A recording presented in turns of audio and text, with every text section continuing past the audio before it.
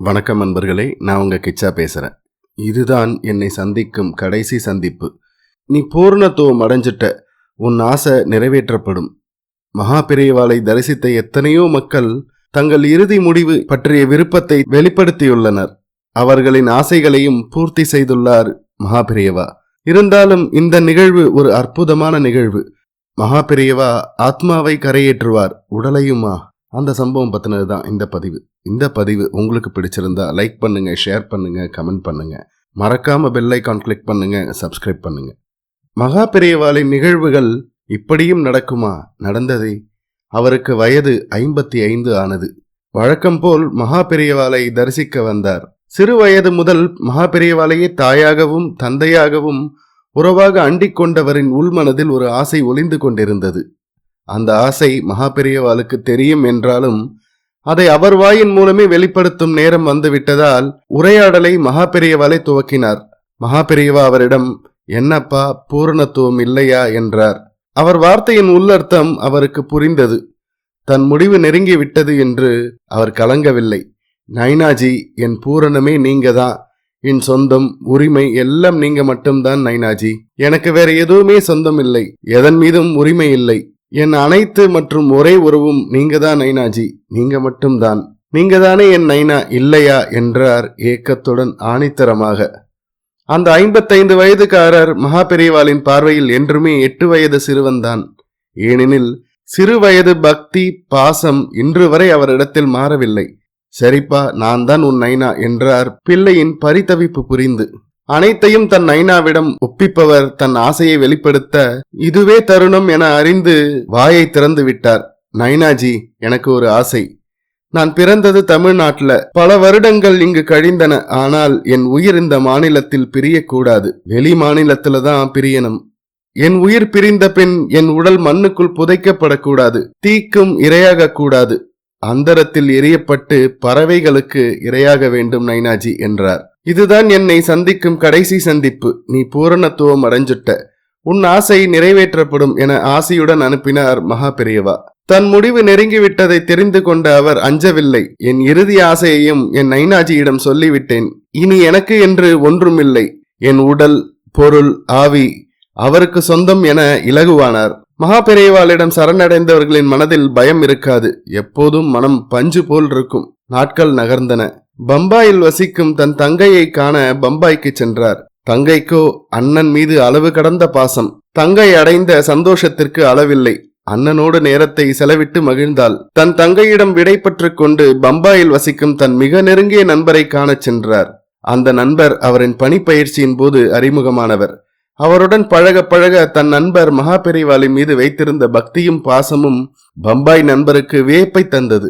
பம்பாய் நண்பரும் தன் நண்பரின் மூலம் மகா பெரியவாளின் அதிசய மகிமைகளை கேட்டு மகா பெரியவா மீது மிகுந்த பக்தி வைத்திருந்தார்.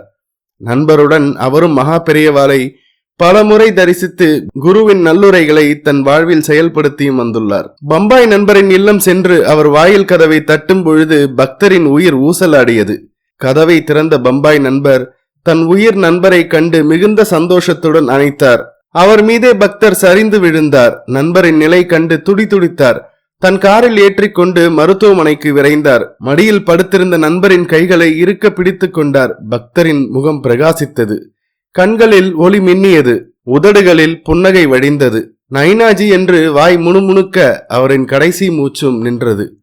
எதிர்பாராத இச்சம்பவத்தால் நண்பர் நிலை குலைந்தார். இறுதி மூச்சு தன் மடியில் முடிந்த அதிர்ச்சி விலகவில்லை.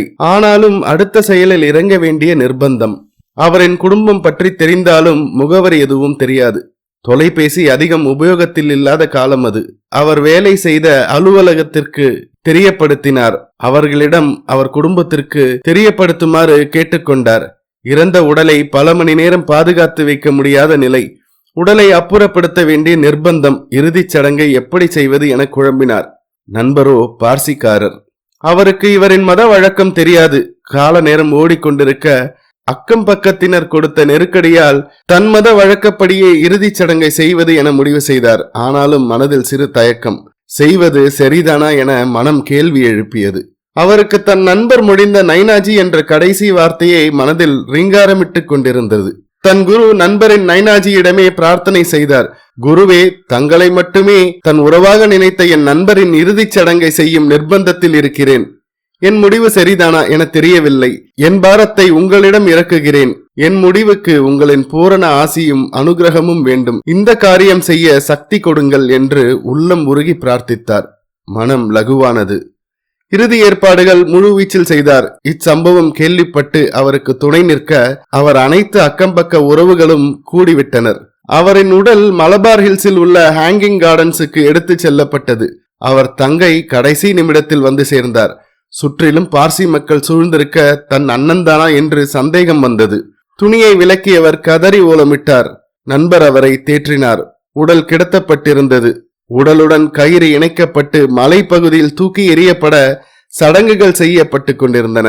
இறுதி பிரார்த்தனை எல்லாம் முடிந்தது. இந்த நேரத்தில் ஒரு வயதான முதியவர் வெண் உடையில் தலையில் முக்காடியிட்டு நண்பர் அருகில் வந்து நின்றார்.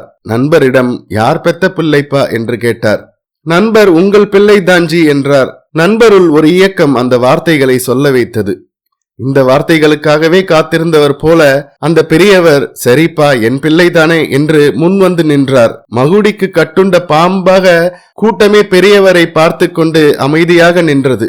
அனைத்து முடிக்கப்பட்டு உடலை தூக்கி எறியப்பட வேண்டிய நேரம். பெரியவரின் உத்தரவுக்காக காத்திருந்தனர். பெரியவரும் தூக்கி எறியும்படி இரு கைகளையும் உயர்த்தினார். தூக்கி எறியப்பட்ட அந்த சில நொடிகளில் எங்கிருந்தோ வந்த 50 ராட்சச கழுகுகள் உடலை கவ்விக்கொண்டன. கூட்டம் கலைந்தது. பக்தரின் பூரணத்துவம் மகா பெரியவாளின் கருணையால் பூரணமடைந்தது. தூக்கி எறிய கைகளை உயர்த்திய அந்த பொழுதில் அந்த முதியவரின் கைகளில் இருந்து ஒரு மின்னல் ஒளி கிளம்பி பிரகாசிப்பதையும் அந்த நொடி பொழுதில் அவர் தோற்றம் மறைந்து மகா பெரியவாளின் தோற்றத்தை நண்பர் கண்டார். கண்கள் குத்திட்டு நிற்க சில நிமிடங்கள் உறைந்து போனார். நினைவு கொண்டவர் அந்த பெரியவரை தேட அந்த வெண் உடை பெரியவர் வெள்ளை கூட்டத்துடன் கூட்டம் கூட்டமாக கலந்து மறைந்து போனார்.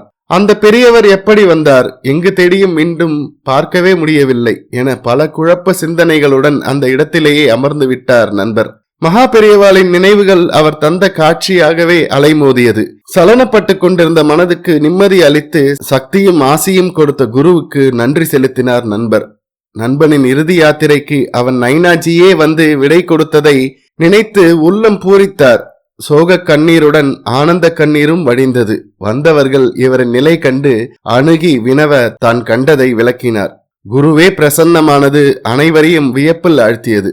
தன் நண்பன் எத்தனை பெரும் பாக்கியசாலி என்று எண்ணினார். இறுதி சடங்கை செய்து முடிக்க மகா பெரியவாளே அவரை இயக்கி காட்சியும் அளித்த பிராப்தம் பெற்ற இந்த நண்பரும் பாக்கியசாலியே என்பதை அடக்கத்துடன் மறந்து இறந்து போன அந்த பக்தரின் பக்தி அளவிட முடியாதது. சிறு வயதில் அவர் கொண்ட பக்தி அவர் வளர்ந்து மறையும் தருவாய் வரையில் மாறவே இல்லை.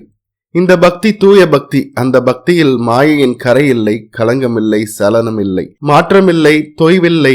எளிமையிலும் எளிமையான பக்தி, உண்மையான பக்தி, உன்னதமான பக்தி, பாசமான பக்தி, உரிமையுள்ள பக்தி. ஆனாலும் அந்த உரிமையில் ஆணவம் இல்லை, அகங்காரம் இல்லை, அதிகாரமும் இல்லை, சுயநலமும் இல்லை. தாழ்மையிலும் தாழ்மை மட்டுமே இருந்தது. பக்தரின் விருப்பப்படியே அவர் உயிரை வெளி மாநிலத்தில் பிரிய வைத்தார் மகா பெரியவா. அவர் விருப்பப்படியே உடலை தூக்கி எறிய தன்னுடைய பக்தரும் பார்சி நண்பரும் ஆனவரான அந்த பம்பாய் நண்பரின் இல்லத்தில் அவரின் இறுதி மூச்சை கொண்டு சேர்த்தார். அனைத்து விருப்பங்களையும் நிறைவேற்றினார் மகா பெரியவா. அதுதான் அந்த இறுதி யாத்திரையில் அவர் பங்கெடுத்தது. ஏனெனில் அந்த பக்தரின் உள்ளம், சொல், செயல் அனைத்தும் ஒன்றாகவே இருந்தது. தன் உறவு நைனாஜி மட்டுமே என்றுதான் வாழ்ந்தார் அவர். பிறப்பால் வந்த உறவை தவிர வேறு எந்த புது உறவையும் தன் வாழ்வில் ஏற்படுத்திக் கொள்ளவில்லை. மகா பெரியவாளை பிதா என்றும் தாய் என்றும் ஜெகத்குரு என்றும் நடமாடும் தெய்வம் என்றும் அழைத்து போற்றுகின்றனர். ஆனால் அவரின் குருத்தன்மையையும் தெய்வத்தன்மையையும் முழுமையாக உணர்ந்துதான் இருக்கிறார்களா? நம் மகா பெரியவாளின் அற்புதங்களையும் அதிசயங்களையும் படித்தும் அனுபவித்தும் மகிழ்ந்த மக்கள் எத்தனையோ பேர் இருந்தாலும் அவரை தெய்வமாகவும் குருவாகவும் உள்ளபூர்வமாக வழிபடும் மக்கள் எத்தனை பேர்? இதுதான் உண்மையான பக்தியா? மனதில் இருந்த ஆசையை வெளியிட்டு முடித்து, நைனாஜியே என் உடல், பொருள், ஆவி அனைத்துக்கும் சொந்தக்காரரும் உரிமைக்காரரும் என சரணாகதி அடைந்தாரே, அந்த பக்தரின் உடல், பொருள், ஆவிக்கு தானே பொறுப்பு கொண்டார் என்பதுதானே உண்மை. மகா பெரியவாளை தரிசித்த எத்தனையோ மக்கள் தங்கள் இறுதி முடிவு பற்றிய விருப்பத்தை தெரிவித்துள்ளனர். அவர்களின் ஆசைகளையும் பூர்த்தி செய்துள்ளார் குருநாதர்.